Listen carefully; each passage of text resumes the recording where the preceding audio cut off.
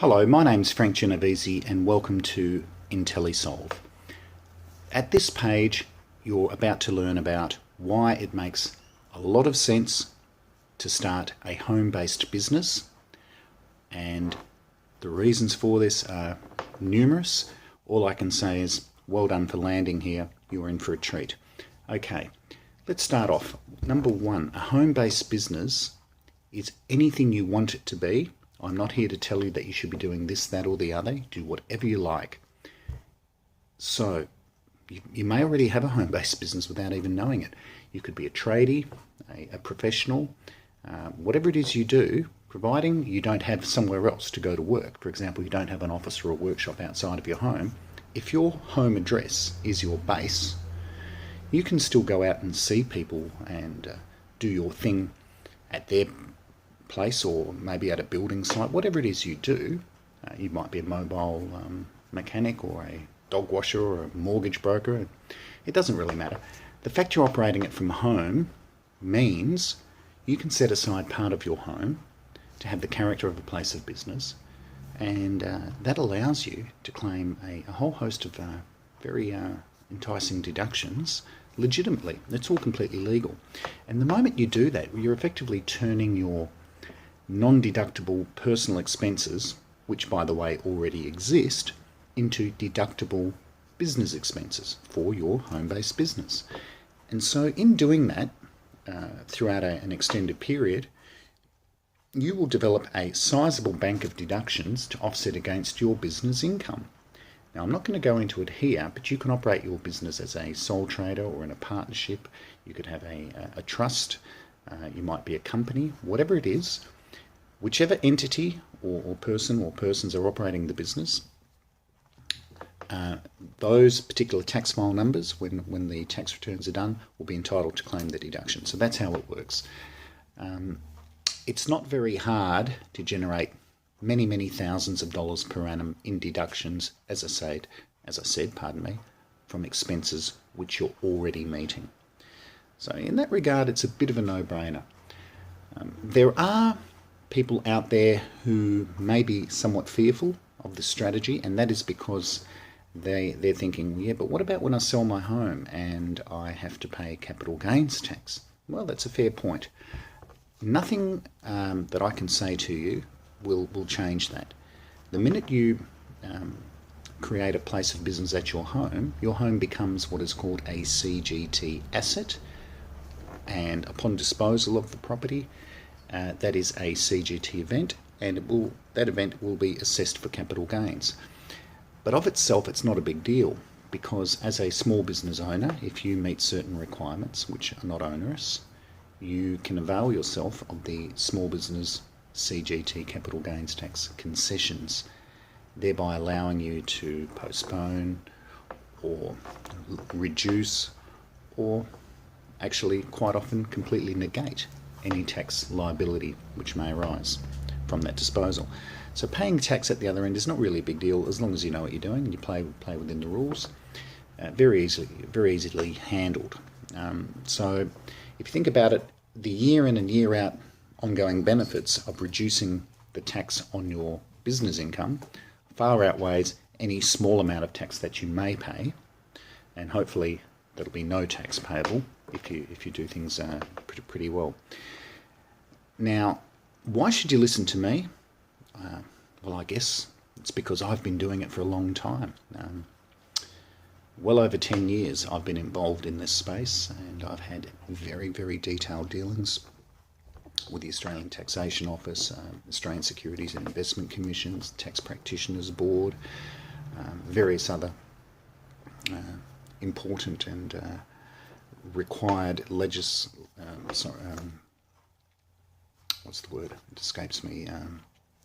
regulatory authorities. Thank you.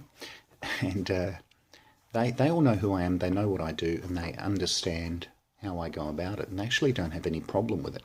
And the good part is it's pretty much all in writing. So that's wonderful, because you can use the knowledge and the processes that I have built up over the years to be safely guided through the system. So again, you can get all these deductions and not pay any tax at the other end if you do it right. And if you do pay some tax, it'll be minuscule compared to the amount of deductions and tax you save along the way. So this is not an illegal tax exploitation scheme. I've actually got that pretty much in writing from the Taxation Office, because at my request I asked them to look into this to determine if I was promoting an illegal tax exploitation scheme. You can only imagine they took me up on it, and after a rigorous look at what I was up to, they wrote to me and basically said, no, you're good, carry on. So that's all great, and we can all take a lot of comfort from that. So it's there to be done.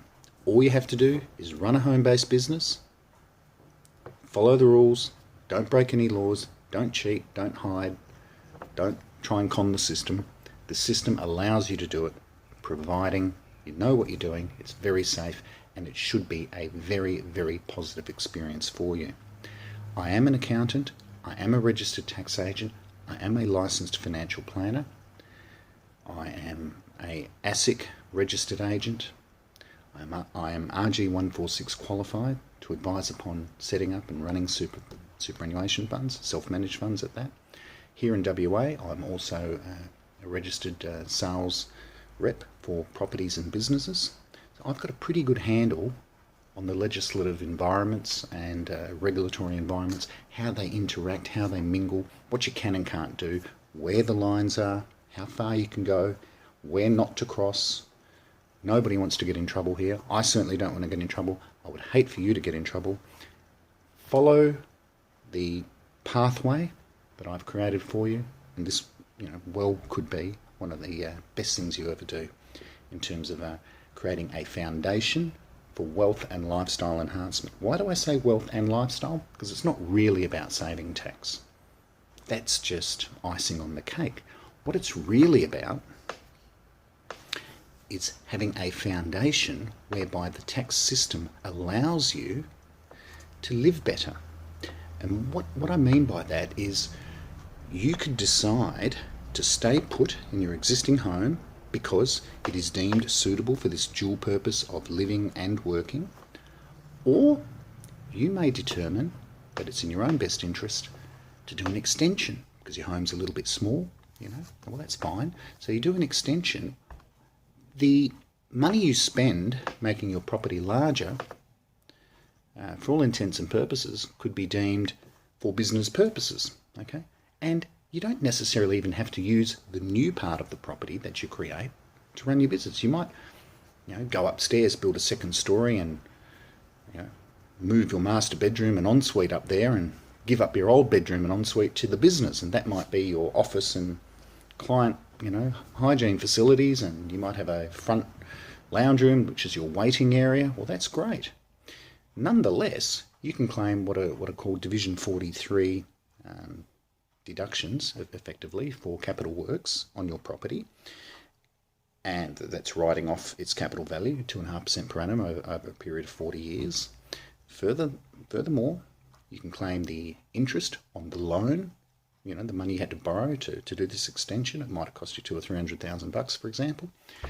This is big money, and it could go on for years and years and years. You're not doing anything wrong. I don't know why people aren't switched onto it, but they're not. If staying put and or doing an extension isn't your cup of tea, fine. Why don't you think about moving? Because if your current property isn't suitable, move down the road, go to another suburb, go where the grass is greener, where the air smells sweeter, where there's a view, whatever. What you might find is finding something you really love is going to cost you a bit more money. Okay, nice things do cost money, that's the way it is.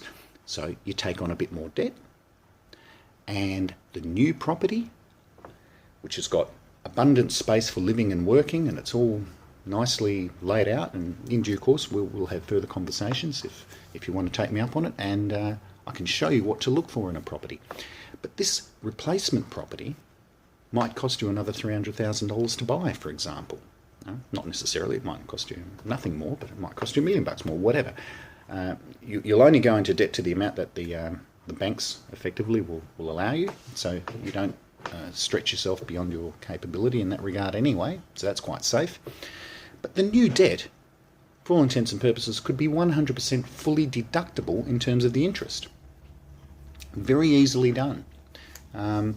Part of your existing mortgage before you move property could also be partially or fully deductible, in addition to any additional debt that you may or may not take on. So you, for example, might be living in a $500,000 property with, say, a $300,000 mortgage.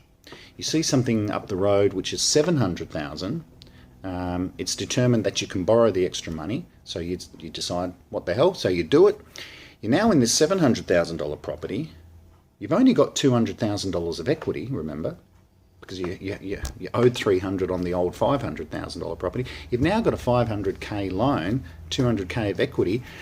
Depending on the makeup of the property and how you structure your affairs, what type of business you're doing, or businesses, that could be plural, you may find the entire $500,000 can be characterised, right, as business debt. So it's no longer personal debt. And you should remember, and you've probably heard this before, this is nothing new, it would be called good debt versus bad debt. Bad debt is the stuff that doesn't go up in value, things you buy that doesn't go up in value, you can't get a deduction for, things like, boats and caravans and cars and, stereos and fancy gadgets and stuff. If you borrow money to buy those things and they go down in value and you're not getting a deduction, it's really a lifestyle decision you made, and you pay the price because there's no appreciation, there's no opportunity to build wealth. On the other hand, if you relocate your home from location X to location Y,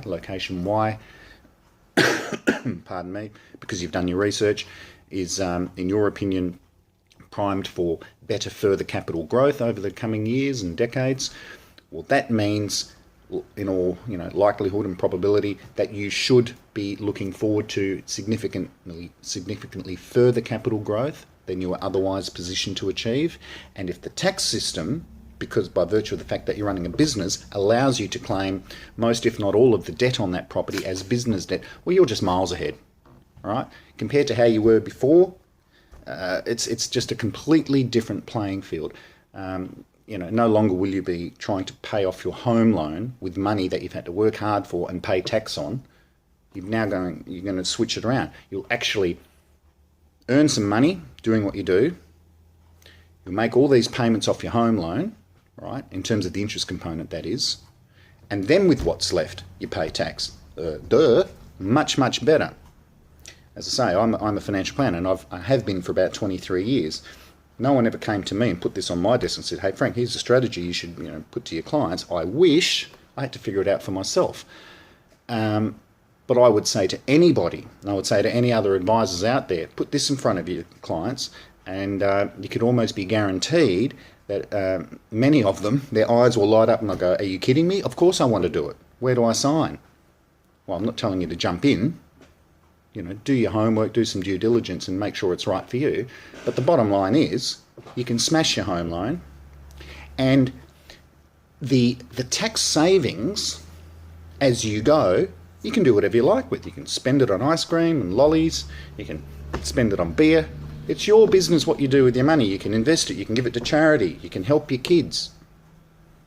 What you do with it is up to you. As a financial planner, of course, I could give you a lot of good ideas, and you could go to your own financial planner and get a lot of good ideas, or you could figure it out for yourself. My personal philosophy on it is take a balanced approach. You've got to live today. You want to have a good time with your life and have a bit of fun. Absolutely. Have some fun. Spend some of it. Have a nice time. But also put some away for a rainy day, Be smart. It's kind of money out of thin air, so don't waste it. Unless you really want to. And what about all the extra capital growth? Because it's a better property in a better area, just a more highly desirable address. Well, what if that property doubled in value, I don't know, we'll try and keep it real, say every 10 years, and you're, 35 years of age, and you do this for another 30 odd years. If you don't do this and your 500k property goes in, so today you're 35, and then 10 years later you're 45, it's worth $1 million. At age 55 it's worth $2 million, and at age 65 it's worth $4 million. Don't quote me on these, and I'm pulling the numbers out of the air. Well, that's well and good. So 500k property in 30 years becomes a $4 million property. But what if you could get into a $700,000 property using this? Your 7 becomes at 45, 1.4, at 55, 2.8, and at 65, $5.6 million. So there's an extra $1.6 million. Okay, we haven't factored in the time cost of money, the effects of inflation and the ravages and all that. But I don't think that's the point. The point is you're starting with a higher base and you get more because you've invested more. Don't forget, if the superior location and better property in a better location allows you to get a better return, you may double it more quickly. So it may not take you 10 years to double your money. You might do it in 7, 8 or 9. And that means instead of making 1.6 mil extra for the exercise, you make 2 mil or 2.6, whatever.